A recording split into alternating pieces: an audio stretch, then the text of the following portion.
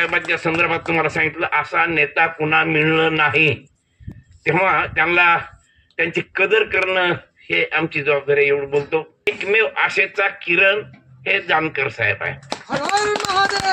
देव जानकर साहेबांनी college life पासूनच जो निश्चय केलेला, जो संकल्प केलेला आहे, मी लग्न करणार नाही, मी घरदार बघणार नाही, सेम. आणि नंतर त्यांना जे गुरु म्हणून मिळाले ते काशीरामजी त्याच संकल्पाने म्हणजे दृढ संकल्प त्यांनीही केलेला होता. ह्या दोघांची राज जुळली होती.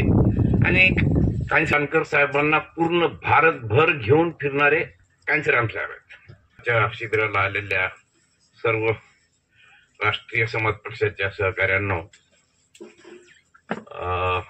साधारणतः मी 1981 मध्ये कांशीराम साहेबांसोबत काम करायला सुरुवात केली आणि सतत काम करत असताना जास्तीत जास्त त्यांचा सहवासही मला मिळाला.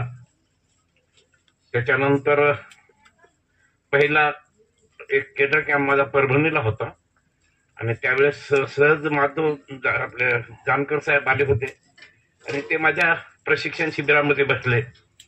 त्यांना ती डीएसपीची ओळख झाली आणि मग ते हळूहळू कांशीराम साहेबांच्या सहवासात आले. कांशीराम साहेबांनी त्यांना एक दत्तक पुत्र म्हणून मानलं आणि वेगवेगळ्या त्यांच्या कार्यक्रमाला साहेबांनी शिवडीला कार्यक्रम घेतला, त्या ठिकाणी कांशीराम साहेब आले. त्याच्यानंतर साहेबाचं गाव कोणतं, म्हसवडला ते आपले फुले, निळू फुले वगैरे आले होते, त्यावेळेस कांशीराम साहेब त्या ठिकाणी आले. म्हणजे महादेव जानकर साहेबांना पूर्ण भारतभर घेऊन फिरणारे कांशीराम साहेब आहेत. आणि इतक्या दिवस मी जवळपास 2003 पर्यंत तर त्यांच्या प्रत्यक्ष सहवासात होतो आणि त्याच्यानंतरही मी 2014च्या इलेक्शन लढवलं. संपूर्ण पक्षाचं जवळपास मी थोड्याफार प्रमाणात का होईना पण अभ्यास केलेला आहे. आणि हे केल्याच्या नंतर मी जेव्हा पूर्ण देशामध्ये दृष्टी फिरवतो त्यावेळेस मला असं वाटतं की या बहुजन समाजाला वाली कोण आहे. आज तुम्ही कुठलाही पक्ष पडताळून बघा, त्याची कसोटी बघा. आपण कसोटी सोनं कसोटीवर घासतो ना, तशा प्रकारे प्रत्येक भारतात जेवढे पक्ष आहेत त्यातल्या त्यात राष्ट्रीय पातळीवरचे जेवढे पक्ष आहेत, बाकी छोटे मोठे राज्य पातळीवरचे सोडून द्या, याच्यात आमचा एक तरी पक्ष आहे का? एक पक्ष आहे, आजही तो राष्ट्रीय पक्ष आहे, कांशीराम साहेबांनी स्थापन केलेला, परंतु त्याची घसरण कशी झालेली आहे आणि त्या पक्षाला कसं कब्जामध्ये लोकांनी घेतलंय, ट्रॅपमध्ये आमचं नेतृत्व कसं अडकलंय, हे पाहिल्याच्या नंतर बहुजन समाजाची आज अशी केविलवाणी अवस्था झालेली की त्यांना माझा नेता आहे असं म्हणायला जागाही राहिलेली नाही. आणि महादेव जानकर साहेबांना मी 1995 पासून ते त्यांच्याकडे एक छोटीशी कोणतरी गाडी दिलेली होती आणि त्यावेळेस मॅक्झिमम मी अंबेजोगाईला सर्व्हिसला मेडिकल कॉलेजमध्ये होतो. तेही त्या ठिकाणी जास्तीत जास्त राहायचे आमचे चौरे, महेश चौरे त्यांचे वडील त्यांच्याकडं.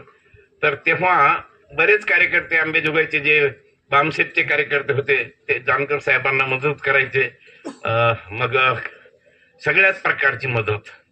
तर अशा कंडिशन मध्ये पासून मी महादेव जानकर साहेबांना पाहिलेला आहे. त्यांचा त्याग, त्यांच्या सगळ्याच गोष्टी तंतोतंत कांशीराम साहेबांचं त्यांनी अनुकरण केलेलं आहे. कांशीराम साहेब भेटण्याच्या अगोदर त्यांनी तो संकल्प सोडलेला आहे. जानकर साहेबांना कांशीराम साहेब भेटले आणि त्यांचं अनुकरण केलं असं आपण म्हणू शकतो, परंतु तसं नाही आहे. महादेव जानकर साहेबांनी कॉलेज लाईफ पासूनच जो निश्चय केलेला, जो संकल्प केलेला आहे, मी लग्न करणार नाही, मी घरदार बघणार नाही, सेम. आणि नंतर त्यांना जे गुरु म्हणून मिळाले ते कांशीरामजी त्याच संकल्पाने म्हणजे दृढ संकल्प त्यांनीही केलेला होता. ह्या दोघांची राज जुळली होती. आणि कांशीराम साहेबांनी महादेव जानकर साहेबांना इतकं म्हणजे दत्तक म्हणून जसं मानलं, त्यावेळेस त्यांची अडचणही लक्षात घेतली कांशीराम साहेबांनी कि साहब ये नीला झंडा हमारे ओबीसी के लोग एग्री नहीं करते, जय भीम बोलना पसंद नहीं करते, तो तू क्या करना चाहता है. तर अशा प्रकारे त्यांनी जो मार्ग काढून दिला, तर आज मी कमीत कमी 12 महिने झाले असतील सुरनर साहेबाच्या आणि आकी सागर साहेबाच्या सगळ्यांच्या संपर्कात काय की आता मला दुसरा पर्याय माझ्या समोर नाही राहिला. इतकं जीवन मी या चळवळीमध्ये बामसेपच्या, BSPच्या, DS4च्या सगळीकडे फिरून पाहिलं. कामही पूर्ण भारतभर केलेलं आहे मी. आता एकमेव आशेचा किरण हे जानकर साहेब आहे. आणि म्हणून आज मला बऱ्याच काही गोष्टी सांगायचं, पण साहेबांचं भाषण चालू आहे. तर आपल्याला कुठंतरी एक निश्चय करावा लागेल. जास्त लोक इतिहास घडवित नाहीत, कमीच लोक असतात, परंतु त्यांच्यामध्ये शिस्त, संकल्प आणि निर्धार करणं नाही, हे आम्ही करूच का करू शकत नाही असा संकल्प केला तर सगळं काही होऊ शकतं. कांशीरामनं बामसेप काढली. 41 लोकांनी या देशावर उत्तर प्रदेशमध्ये 4 वेळेस मुख्यमंत्री बनवले. 41 लोकांनी उभी केलेली बामसेप. आता आपण तर भरपूर आहोत ना, आणि आणखी देशामध्ये भरपूर लोक आहेत. फक्त यांना शिस्तीच्या नावाखाली, शिस्त महत्वाची आहे. आणि आम्हाला आके सागर साहेब म्हणले की आम्हाला RSS सारखं बनायचं. RSS एवढं सोपं नाही. RSS ही मिशनरी मुव्हमेंट आहे. या देशामध्ये 3च मुव्हमेंट आहेत, एक कम्युनिस्ट मुव्हमेंट, ख्रिश्चन मुव्हमेंट आणि RSS. त्या 3च अशा संघटना आहेत ज्या मिशनरी पद्धतीनं बांधल्या गेलेल्या आहेत. आणि 4थी ही बामसेप होती. म्हणून मी आकी सागर साहेबांना म्हटलं की माझी इच्छा आहे की ही आपली जी तोडकी मोडकी आज छोटी स्वरूपाची चळवळ आहे, तिला विशिष्ट जर आम्ही वळण देऊ शकलो, त्यांना शिस्तीत आणू शकलो आणि त्यांना मिशनरी बनवलं, तर निश्चित आम्ही हे गाठू शकतो. तेव्हा मी जानकर साहेबांच्या संदर्भात तुम्हाला सांगितलं, असा नेता पुन्हा मिळणं नाही. तेव्हा त्यांना त्यांची कदर करणं हे आमची जबाबदारी आहे, एवढं बोलतो. आणि साहेबांनी मला थोडे सल्ले दिले. धन्यवाद. आणि आमचे एक राष्ट्रीय समाज एम्प्लॉईज फेडरेशन आहे, जी बुद्धिजीवी वर्ग राहील, कर्मचारी वर्ग राहील, जे राजकारणात म्हणजे राष्ट्रीय समाज पक्षात डायरेक्टली काम करू शकत नाहीत, नोकऱ्या करतात, त्यांच्याकडे जरा थोडा पैसा असतो, तर अशा कर्मचाऱ्यांची संघटना. आता आमच्या इथे नजरकर सर आहेत, ते आमच्या महाराष्ट्राचे जनरल सेक्रेटरी आहेत. सुरनर साहेब वगैरे आमचे सगळे मार्गदर्शक लोक आहेत, अनेक लोक आहेत. आता जो कोणी कर्मचारी असेल ना, पेट्रन जे आहेत आपले महादेवजी जानकर आहेत, त्या रासेपमध्ये इथून पुढच्या काळामध्ये नाही का आमचे दिगंबर राठोड आमचे राष्ट्रीय ह्याच्यामध्ये काम करणार आहेत. तर त्यांना अशा आम्ही जानकर साहेबांच्या ते आमचे पॅटर्न आहेत, त्यांच्या परमिशनने त्यांना मी राष्ट्रीय अध्यक्ष आहे, त्यांना राष्ट्रीय उपाध्यक्ष म्हणून जाहीर करत आहे.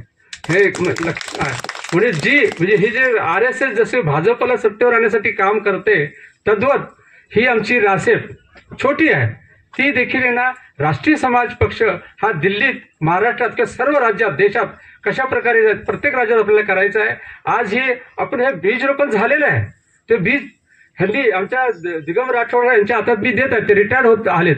तर ह्या माध्यमातून आणखी पुढे फोपावेल अशा प्रकारची अपेक्षा बाळगतो. आणि त्यांना मी स्वतः लिखित एक संत कनकदास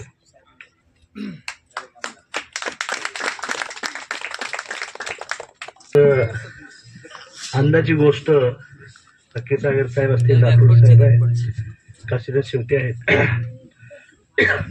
मी आज जसं प्रशिक्षण शिबिर आहे तसं मी BSPत प्रवेश बी केला नव्हता, परंतु माझी इच्छा होती की मी लग्न करणार नाही, काशीराम लग्न करत नाही, त्याला घर नाही, मला घर नाही.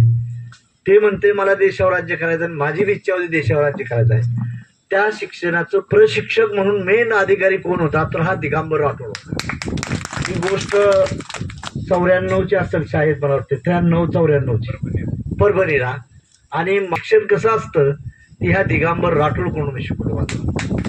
त्याने एक फळान खडू घेतला होता सागर साहेब, आणि त्याने या देशाची व्यवस्था सांगितली होती. गुरुच मला आज पक्षात एक मोठं करण्यासाठी पुढे आला, ह्याचा मला आज आनंद आहे. हा माणूस माझा गुरुच म्हणला तरी चालेल. आता मोदी मला राठोड साहेब मोठे बरोबर होत नाही, धाकटे भावाबरोबर आज भी ट्रीटमेंट करते. ते म्हणते तुम आ जाओ, तेरी पार्टी डिसॉल्व करो, तुझे सेंटर में परमानेंट मिनिस्टर करो। नहीं म्हणले साहब, आप गुलाम की पार्टी में, मैं गुलाम नहीं बनना चाहता, आजाद पंची राहना चाहता, पंतप्रधान म्हणणारा महादेव जानकर। त्यामुळे कुठे राशेपाच्या मंत्र्यांना राठोडला, सागरला किंवा नाझरकरच्या पाया पडल्याशिवाय का राजगीरच्या पाया सगळ्या महाराष्ट्र सरकार चाललं नाही, अशा लेवलचं काम करा। राष्ट्रीय समाज पक्षाचा मंत्री देखील तुम्हाला घाबरला पाहिजे, ही माझी अपेक्षा आहे। फक्त प्रांजळपणाने एक कबूल करा की हे राष्ट्रीय समाज पक्ष वाढला पाहिजे।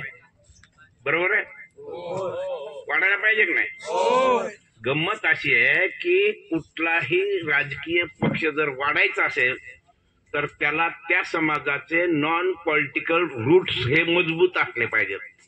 नॉन पॉलिटिकल, दाडवेने सांगितलं, बरोबर आहे?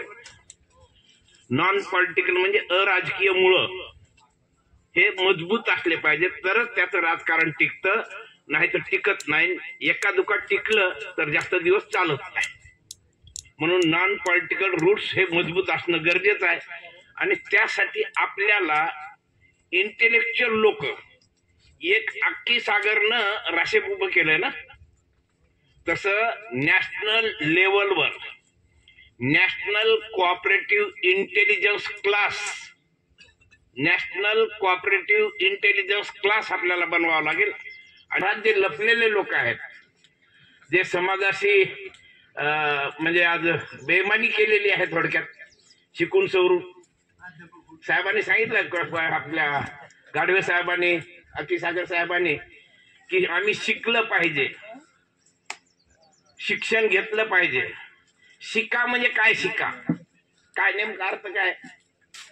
काय शिका काहीच माहित नाही। ह्याच्या डीप मध्ये जावं लागेल, आम्हाला महात्मा फुले समजून घ्यावं लागेल चांगल्या तऱ्हेनं। आणि त्याच्याशिवाय आम्ही मुवमेंट चांगल्या तऱ्हेने उभी, आम्ही ट्रेन झालो पाहिजे। आमचे कार्यकर्ते राशेपचे असो की रासपाचे असो, एकदम ट्रेंड असले पाहिजे। कुठल्याही चर्चेला सक्षमपणे उत्तर देणारे ट्रेंड कार्यकर्ते झाले पाहिजेत।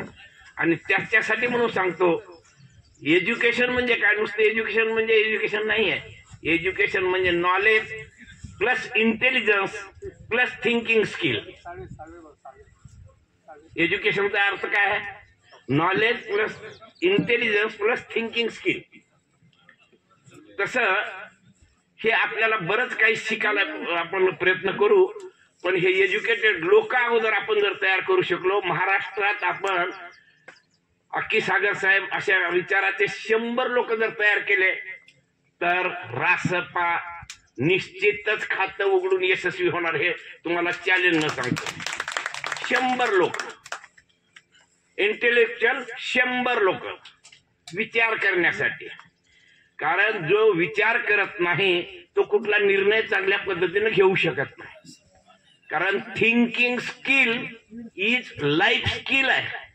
जीवन कसं जगावं हे थिंकिंग स्किल शिकवतंय।